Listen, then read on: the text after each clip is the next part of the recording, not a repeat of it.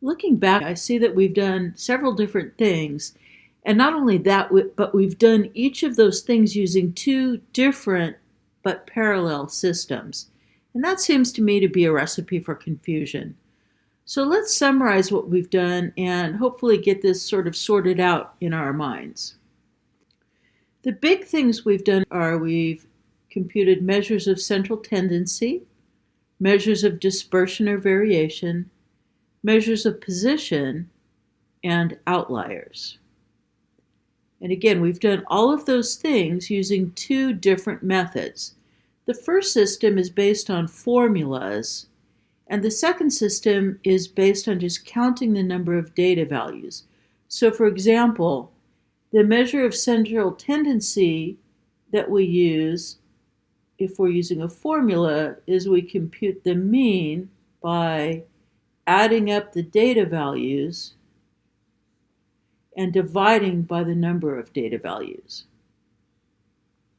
Whereas in the system where you are counting the data values, you use the median as your measure of central tendency, and then you have to, I'm not going to write out the whole thing, but just to remind you, you count number of data values. If it's odd, take the middle one.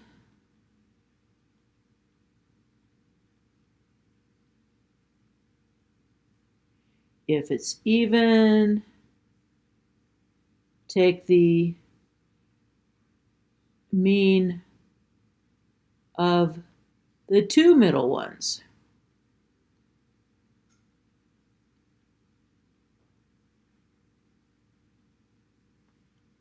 So that's what I mean by the difference between using a formula or doing a procedure based on counting. Going on to measures of dispersion or variation. Now we've discussed a few of these. We have standard deviation, we have variance, we have range. The most important one, if you're looking at the left-hand column based on formulas, is the standard deviation.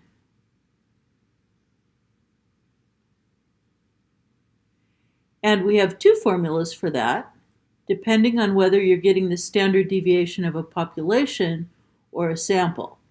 So if you're getting the standard deviation of a population, the formula is sigma equals square root of the sum of the x minus mu's squared divided by the number of data values.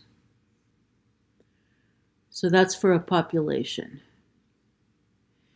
If you're getting the standard deviation for a sample, the formula looks like S equals square root of the sum of, and again it's data values minus mean, but if you're dealing with a sample, the mean is called x bar, and we divide by n minus 1 instead of n, and that's for a sample. And maybe I should have mentioned up above the mean, it's the same formula either way, but we use the letter m, mu, it's a Greek m, but mu for a population, and we use x bar for a sample. With the formula-based system, once we have our measure of central tendency and our measure of position, measure of dispersion or variation, then we can define a measure of position, and the way we define the position of a particular data value within the data set is we describe it by the number of standard deviations from the mean.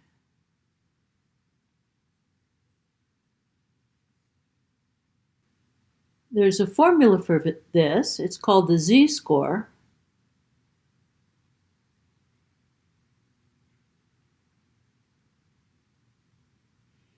And depending on whether you're using the letters for a population, the z-score will be your data value x minus the population mean mu divided by the population standard deviation sigma. Or, if you're dealing with a sample, it's going to be your data value x minus x bar, the sample mean, divided by s, the sample standard deviation.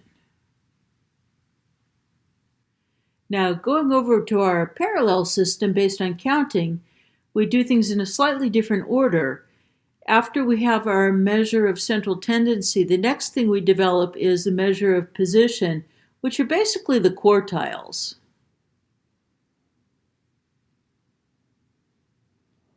So Q1, Q2, which actually you already got because that's also our median or measure of central tendency, and Q3.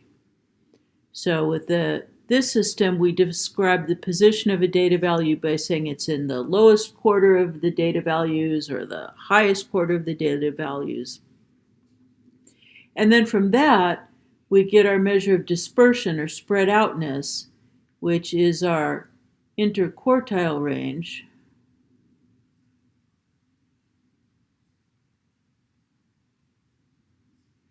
Abbreviated IQR, and that's Q3 minus Q1. So that gives us a measure of the spread of the I don't know if I should say the bulk of the data, but the middle 50% of the data. Then with all that stuff in place, we were able to derive some criteria for deciding whether data values are outliers and therefore possibly suspicious. So with our formula-based system, an outlier was a data value that was more than 2.5 standard deviations from the mean.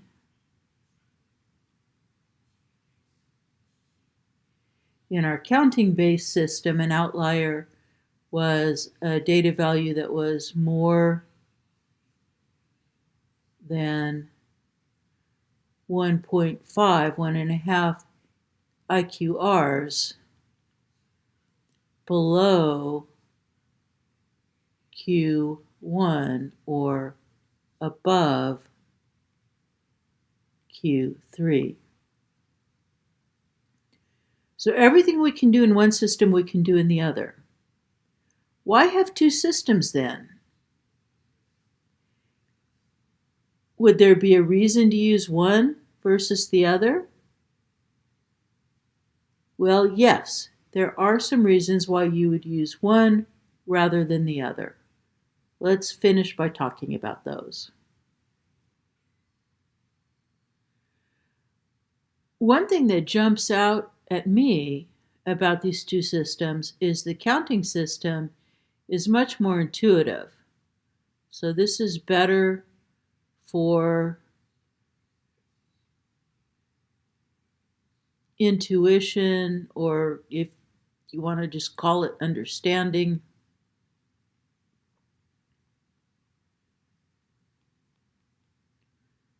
You know, in this system, your measure of central tendency is just the number that's in the middle. It's not some weird formula like we have for averages. Or say if I get an SAT score report and it says, hey, you were in the upper quarter of all students, I'm going to go, well, first of all, I'm going to go, yay, but besides that, I'm going to go, I understand what that means. Whereas if my score report said, you're 1.5 standard deviations above the mean, if I haven't studied statistics, I'm going to have no idea what that means. It's not very intuitive. On the other hand, the formula system is better for theory. And what I mean by that is, if you want to prove that something is true, a formula is a really good starting point or tool for doing that. Now, why do we want to prove things are true? Well, we're not going to see that too much in this class, but we're going to study a lot of things where the book and me, your teacher, are going to say, hey, this distribution has this property, or if we know these things, then we can predict this or that with this or that level of confidence. How are those things proved? Because they have to be proved or we can't use them. Well, that's where theory comes in. And if you're trying to prove a fact, a formula is a good tool. Let me give you an analogy. Say you want to drive a nail into a board. Would you rather use a hammer or a cotton ball? I don't know about you, but I'd rather use the hammer. The cotton ball is not going to work, and plus I'd probably get hurt. Well, if I'm trying to prove a fact or a property about some data set or some statistical whatever, a formula is like a hammer that I can use to drive that nail in. Whereas something woolly like, oh, if there's an odd number of data values, count them this way, and if there's an even number, count them that way. That's like having a cotton ball. It's hard to do much with that. But those aren't the only reasons. Remember we were talking about resistance? Well, the median we saw was more resistant than the mean, and that's actually also true of the interquartile range because it's based on the same system as the median. So these are resistant measures. On the other hand, as we've seen, the mean is not a resistant measure, and similarly, the standard deviation is not resistant.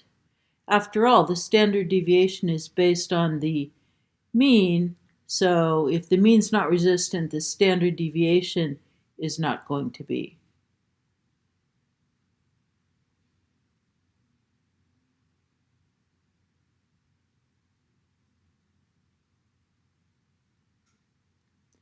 And remember, by resistant, we mean influenced by the extreme values of the data set. And therefore, related to that is that the formula system with the mean and the standard deviation, that's good for symmetric data sets.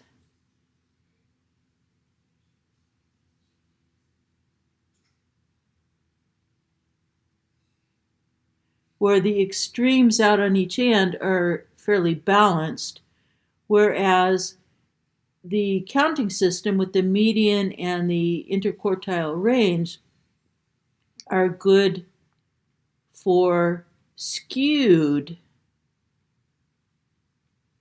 data sets, where the extremes out on the ends are not balanced. I'm not going to ask you to decide which system to use with a particular data set or in a particular situation. Don't worry about that. I just wanted to present this to give you some idea of why there are two systems and also the thinking that would go behind using one or the other. And sometimes a person uses both because they give you different viewpoints, different insights into your data. I hope this summary has helped you sort out in your mind what all we did in this chapter. It was a very long chapter. Good job getting through all this.